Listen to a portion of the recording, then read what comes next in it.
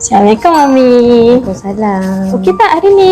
Alhamdulillah. Hari ni saya Hana Syafiqah nak interview sikit pasal Hospital Putra, boleh? Boleh. Boleh tak Mami share sikit lah pengalaman Mami bersalin ke bayi dekat sini? So far pengalaman saya, doktor semua banyak membantu dan bagi instruction sepanjang saya nak deliver anak saya. Nurse dekat sini banyaklah membantu saya cara-cara menyusukan bayi. Saya suka yang part skin to skin tu. Sebab benda tu dapat eratkan kasih sayang kita dengan baby.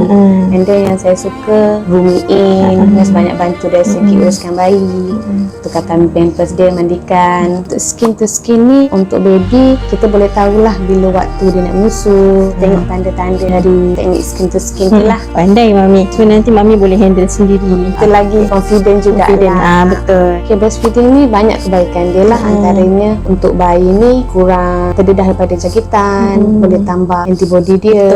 Kalau untuk mami pula, dia dapat membantu kita kecutkan bengkak susu, kecutkan rahim, kurangkan pendarahan. And then breastfeeding ni bagus untuk kita elakkan kanser lah, macam kanser cervix, kanser rahim. Mestilah kita recommend. Yang best je dekat Hospital Putra ni sebab nurse, doktor sangat membantu. Ini pengalaman pertama saya jugalah. Saya rasa macam sangat mudah untuk bersalin sebab nurse bantu dari semua aspek lah. Saya just tunggu dan bersalin. Ada satu yang best ni, kita tinggal tekan je, Tekan je sampai Okey. Apa-apa tekan, nanti dia akan bantu kita. Mana lagi Mami? Putra lah.